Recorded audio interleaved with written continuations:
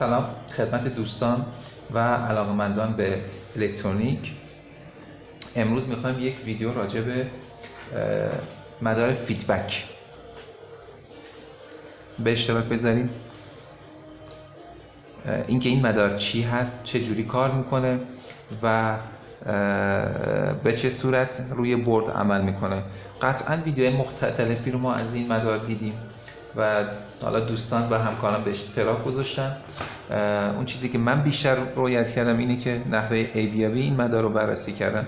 امروز ما میخوایم یه رویکرد جدیدی رو به اشتراک بذاریم و اینکه یه قدم فراتر بریم و اگه این مدار مثلا این مدار فیدبک دچار اختلال، سوختگی و قطعات قابل خواندن نباشه چجوری بتونیم تعمیر بکنیم.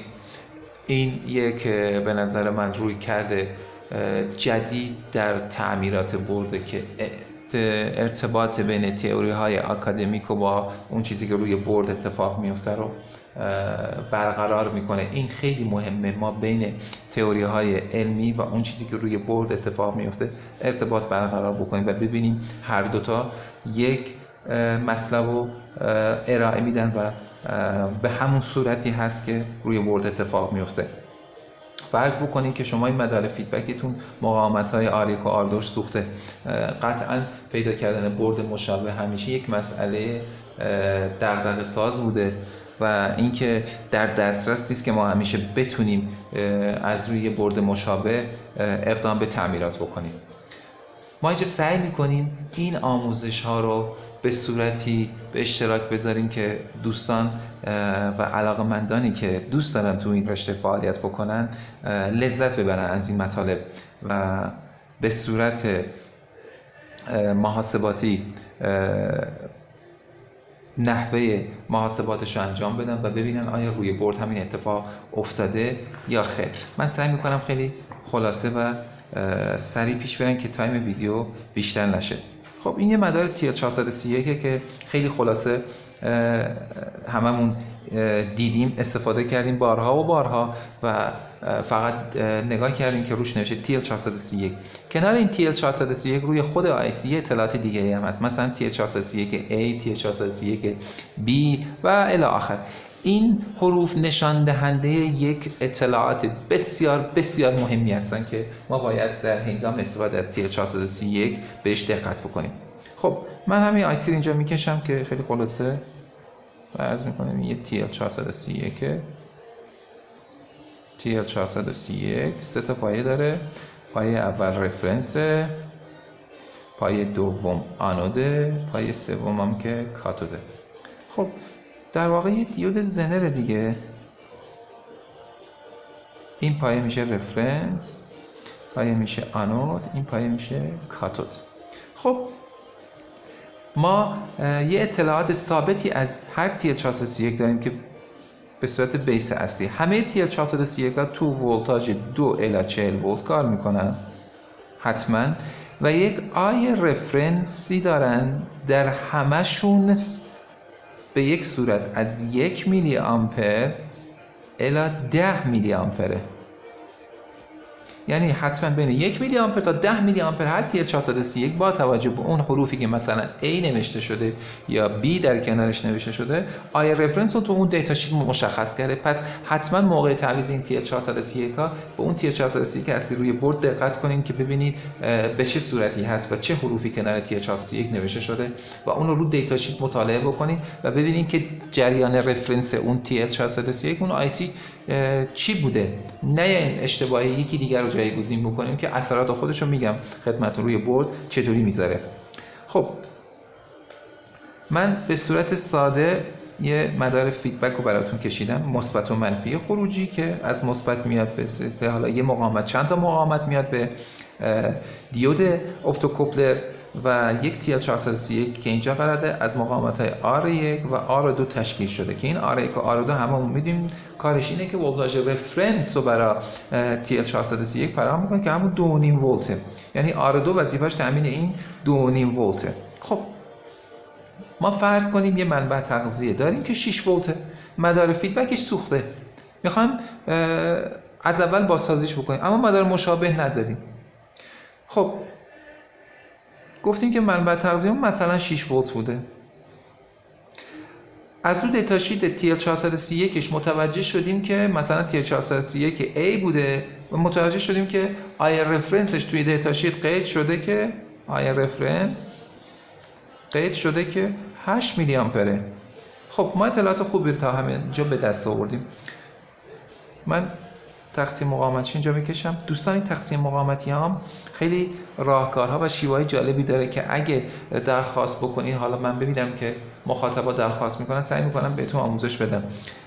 این تقسیم مقاومتی، این R1 این R2 که به TL431 فرستاده میشه دیگه، ولتاژ 2.5 ولت رو تامین میکنه براش. یعنی در این قسمت تو R2 ما 2.5 ولت رو برای IC TL431 تامین میکنه. خب حالا ما میخوایم اقدام به محاسبات بکنیم و ببینیم که آقا داستان این به چه صورتی هست، این قضیه مقاطع R1 و R2. ما میدونیم که منبع تغذیه‌مون 6 ولته. خیلی ساده است. اول بازم با همون قانون همیشگی خودمون، قانون اوم که قانون بسیار دوست داشتنی است و چرا که خیلی مسائل رو برای ما میتونه به سادگی حل بکنه. خب ما میدونیم که ولتاژ ما 6 ولت بوده. 6 ولت بوده تقسیم بر آی رفرنس ما که همون 8 میلی آمپر بوده دیگه دوستان. خب 6 تقسیم بر 8 میلی آمپر 75 کیلو اوم. دوستان دقت کنید، 75 صدم کیلو اومه. خب ما میخوایم به اوم تبدیلش بکنیم، ضرب در هزارش میکنیم، میشه 750 اوم یا 750 اوم. دوستان دقت بکنید، یعنی مجموع R1 به اضافه R2 حتما باید بشه 750 اوم. دوستان دقت بکنید، ما اینو فهمیدیم، یعنی این دوتا مقاومت روی مدار باید حتما بشه 750 اوم با هم دیگه. خب حالا ما باید تفکیک کنیم که هر کدوم از اینا چه مقدار مقاومتی رو دارن. میایم از R2 شروع میکنیم. R2 خیلی ساده تره چون ما میدیم ولتاژ 2.5 ولت رو میخواد. یه 2.5 ولت رو اینجا داریم، این 2.5 ولت دوستان. خب تقسیم بر آی رفرنس TL431 که اصلی که رو مدار بوده 8 میلی آمپر بوده. خب 2.5 ولت تقسیم بر 8 میلی آمپر ضرب در 1000 بکنیم که بشه اوم، میشه 312 اوم. حالا ممیز نیم هم داره که من اون دیگه نمیزنم، یعنی R2 مساوی است با 312 اوم. حالا این نشون میده که دقیق به دست بیاد، یعنی R2 ما شده این. خب حالا نوبت R1 ما باید بدونیم که R1 چه مقدار مقاومتی رو داره. خیلی ساده است. ما گفتیم که منبع تغذیه‌مون 6 ولته، اینجا 6 ولت رو ما داریم. خب این مقاومت چه مقدار افت ولتاژ از این 6 ولت میده؟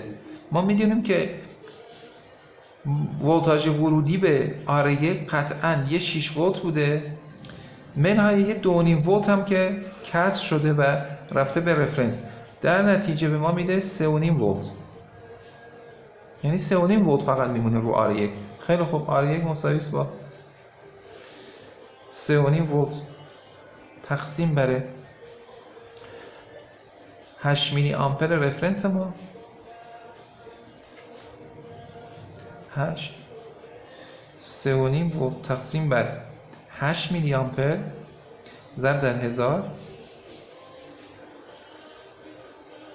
437 ممیز نیم اوم. ما میتونیم حالا با درصد اینو مساوی با R1.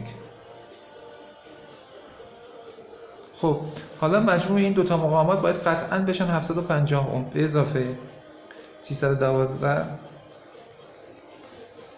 ببین دقیقاً به ما میده 750 اوم. یعنی ما مقاومت R1 و R2 رو حساب کردیم و تونستیم که این برد رو بازسازی بکنیم و از این مقاومت ها استفاده بکنیم و به نفع مدار فیدبک رو روشن بکنیم و اگه این مقاومت های R1 و R2 اتفاقی براشون بیفته بتونیم اینا رو بدون برد مشابه جایگزین بکنیم.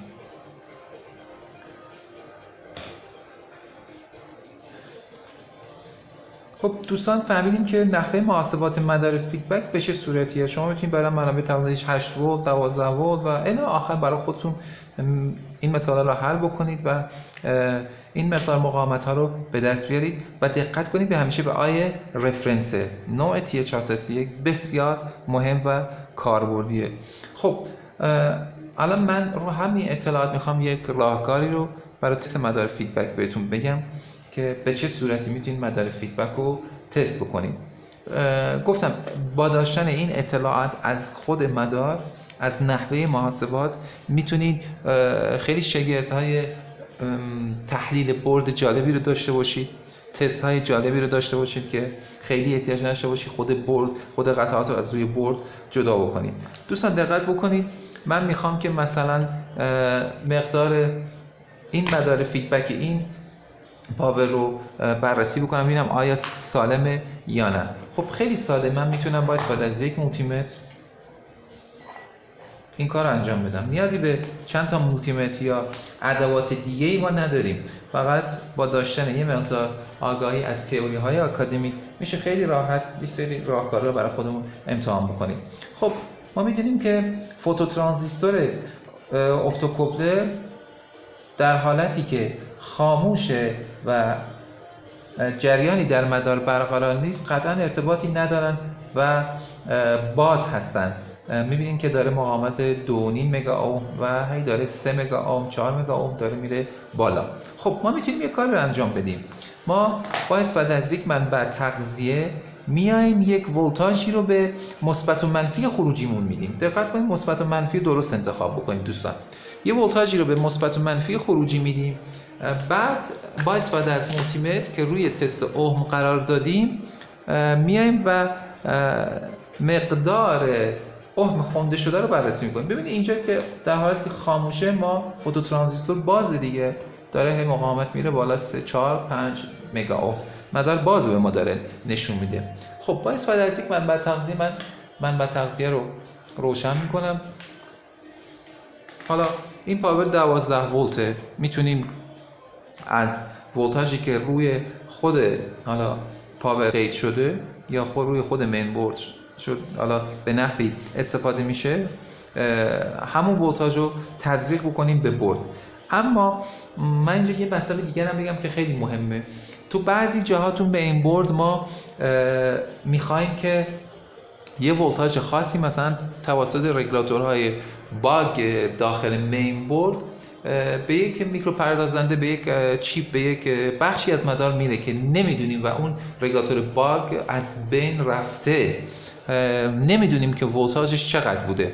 خب با استفاده از همین روشی که من میگم شما میتونید اونجا به همین روش هم تعمیمش بدید، با همین روش پیش برید و نوع ولتاژ اونجا پیدا بکنید. خب من اینجا یه ولتاژ 12 ولت رو میدم به مدار، به مثبت و منفی مدار دوستان. خب ببینید قبل اینکه پاور اصلا روشن باشه ما فوتوترانزیستور رو گرفتیم که دیدیم که مدار باز به ما نشون میده و 5 مگا اوم داره به ما و مرتبا داره میره بالاتر. ما منبع تغذیه رو مثلا از 10 ولت 8 ولت شروع میکنیم به افزایش. وقتی به یک ولتاژ خاصی برسه قطعاً ببینید من الان مثلا منبع تغذیه رو روی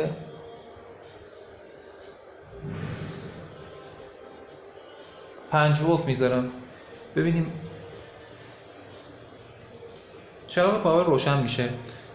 ببینیم خود فوتوترانزیستور چه مقدار اومی رو نشون میده. ببینید بازم داره مگا اوم نشون میده. درسته که LED ما روشن شده توسط حالا یه جریان بسیار کمی، اما فوتوترانزیستور فعلا چیزی رو هدایت نکرده و روی مگا اوم قرار داره. بنابراین این ولتاژ خروجی برد ما نیست. خب من ولتاژ رو افزایش میدم، میرسونم به 12 ولت. خب حالا فوتوترانزیستور چک میکنم. ببینید شد 25 اوم. دقت کنید دوستان، من یه بار دیگه اینجا نشون بدم دقیق از اول، شاید دو شد 27 اوم. پس متوجه شدیم که به چه صورتی هست. یک بار دیگه من اینو اینجا براتون بازم تست میکنم. نگاه کنید من الان قطع کردم ولتاژ رو ازش. اپتوکوپلر داره مدار باز رو به ما نشون میده. نگاه کنید 3 مگا اوم 4 مگا اوم داره مرتب میره بالا. یعنی شما از ولتاژ 5 ولت شروع کنید به افزایش تا برسید به اون ولتاژ خروجیش، هر چی بوده حالا ما نمیدونیم چقدر بوده. زمانی که اپتوکوپتر به ما اوم خروجی رو میده یعنی وصل میشه، یعنی اون ولتاژ خروجی مدار هست. من یه بار دیگه این کارو انجام میدم، دوستان دقت کنید. 25 اوم الان اپتوکوپتر شروع کرده به کار، یعنی به ما نشون میده که این مدار با 12 ولت داره کار میکنه و مدار فیدبک ما سالم هستش و داره کار میکنه. به این ترتیب میتونیم خیلی راحت مدار فیدبک رو تست بکنیم و بفهمیم که در چه وضعیتی قرار داره. دوستان اگه از این ویدیو خوشتون اومد و دوست دارین با خیلی مطالب بیشتری که احساس میکنم انقدر حجم مطالب زیاده که بخوایم براش ویدیو به اشتراک بذاریم خیلی زمان میبره و خیلی مطالب هست که از بازگو کردنش قطعاً علاقمندان به الکترونیک لذت میبرن. کامنت بذارید و اینکه اگه دوست داشتین که این مطالب رو آموزش ببینید، به این سبک آموزش ببینید، تو کامنت ها برام قید بکنید. ما هم سعی میکنیم با حد اکثر قوا این کار رو براتون انجام بدیم. دوستان شما رو به خدای بزرگ میسپارم. موفق و مؤید باشید.